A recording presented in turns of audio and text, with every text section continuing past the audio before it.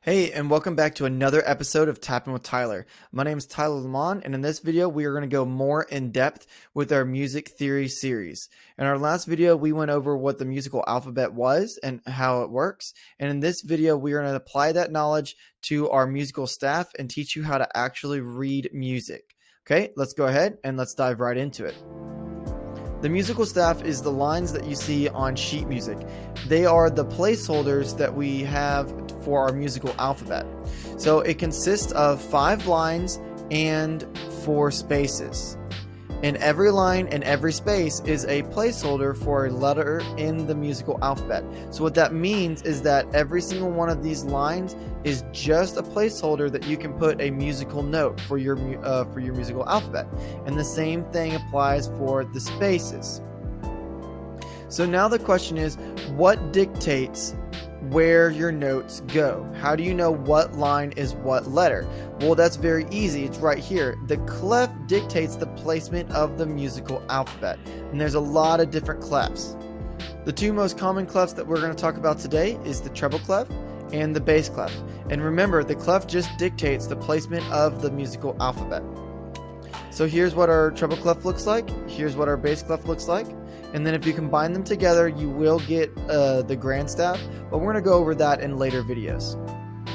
In this video, we're mainly going to be going over the treble clef. As you can tell, here's my treble clef, and here are my lines, and here are my spaces. Now, one of the big concepts that a lot of people mess up with and have a hard time grasping is that when you go up the staff, when you go up the musical staff, it gets higher in pitch. So this direction going up the paper is going up the staff, and that means it's going to get higher in pitch. And that means if you go down the page, we go down the staff, that means the pitch is going to get lower. Okay, keep that in the back of your mind. That's going to be extremely important. So to reiterate, going up the staff means that the pitch gets higher, and going down the staff means the pitch gets lower. Now let's go ahead and let's dive right into where the notes are on the treble clef. So a lot of times in music, we have to just kind of memorize things and accept things for what they are, and then later on down the road, we finally fully understand why they are the way they are. So this is one of those times where you just have to kind of memorize that the bottom line is E. That's what the treble clef says. The treble clef says that the bottom line of my staff is going to be E. Now, if we look at our staff with all of our notes filled in, you can tell that all it's doing is going up alphabetically. Remember, going up the staff means our pitch is going to get higher, but it also means that we're moving forward in the alphabet. And going down the staff means our pitch is going to be going down, but it also means we're going to be going down and backwards in the musical alphabet. This is the biggest concept that you need to make sure that you fully grasp and understand, is that it is just going up and down the musical alphabet. That is all it is doing. And every single one of these lines and spaces is just a placeholder for a note. Okay? So now that we kind of have that, let's look at just the treble clef lines. So where we were looking at all of the notes going up in alphabetical order, now we are only going to look at just the notes that fall on the treble clef lines. Okay, so our very bottom note is E. Why? Because we are in the treble clef, and treble clef says that the bottom line of our staff is E. Now we're going to go up to the next line, which means that we are going to skip this note. We're going to skip the space. Okay, so we're skipping this F and we're going directly to G. Okay, so let's go ahead, and we see here it goes up to G because we skipped F. Now we're going to do the same thing. We're going to go up to the next line, and here we go. We're going to skip A, and it's going to go up to B. So now we're going to go up to the next line, which is going to skip one note, which is C, and we're going to go up to D, and then we're going to go up again, and we're going to skip the next note, which is E right here, the final space, the top space, and we're going to go to F. So this is it. This is your lines of treble clef, E, G, B, D, F. Now, you can come up with acronyms, and there's a lot of acronyms out there. Every good boy does fine. Every good boy deserves fudge. There's lots of little acronyms out there.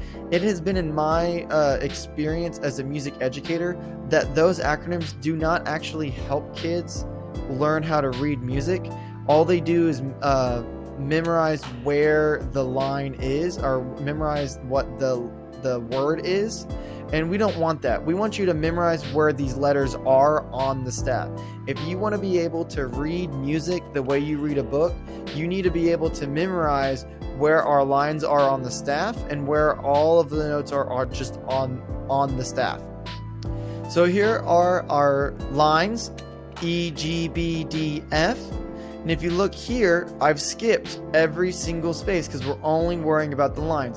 Now, it is good to note that you should be able to say this really fast and have full comprehension of it. EGBDF, even faster, EGBDF. Okay, and you should be able to say it backwards too, FDBGBE. Okay, you should be able to say those things forwards and backwards extremely fast and be able to look at these notes and be E, G, B, D, F, and just be able to spout it out. Okay, so here we are again. I cannot stress enough that this is just going up alphabetically. We have E, F, G, A, B, C, D, E. The reason the letters of the lines are the way they are is because it just skips every other letter in the musical alphabet. Okay, so now that we've done the lines, let's look at our spaces. Let's look at our spaces right here. So our very bottom space is F. Why? Because our bottom line is E. So we just go up one letter in the alphabet to get our first space. So now let's go up to the next space in our clef here. So then if you can tell, we're going to skip G and we're going to go directly to A. So we were at F, we skipped G, and we went to A. Now we're going to do the same thing. We're going to skip the next line, which would be B, because if we go up from A, it would be B, and then now we're at C, and then we're going to skip D, and we're going to go straight to E. Now you can look and see like, oh, that's spelled space, and that is a good little thing to recognize. But again, you don't want to look at a staff or look at notes and your brain immediately think face. You want your brain to immediately think notes. You want to see a note and think A, C, F, E. You want to be able to just be able to spout those things off. And here is what we have. This is what it looks like when our notes on the staff are only on the spaces. Note that it is F, A, C, E. It is still just going up alphabetically. A, F, G, A, B, C. The only reasons we don't have E and G, B, D, and F right here is because there are no notes. We skipped them and we went just to the notes that are on the staff. So the big three takeaways of this video is 1, notes go up the staff in alphabetical order. So here we go. Here's our notes right here, and I've said it 100 times in this video already. I cannot stress it enough. All it does is go up alphabetically. All you need to know is where your bottom note is, which is E, and it just goes up alphabetically. The second takeaway is going up the staff is going forward in the alphabet. So basically the same thing as the first one. So when you go up the staff, you are going forward in the alphabet, and when you go down the staff, you're going backwards in the alphabet. Okay, and then when using the treble clef, E is always the bottom note. Okay, so if you remember these three things, you'll be able to read music really, really fast. Okay, all right. That's it for this video. I hope that you really enjoyed it. I hope that you learned something. Don't get discouraged. Reading music does take a little bit of time. It's kind of like learning a second language, but keep at it and keep going. If you like this video, smash that like button. And if you really liked it, please subscribe so that way you don't miss further content. All right. And as always, Makale Checo.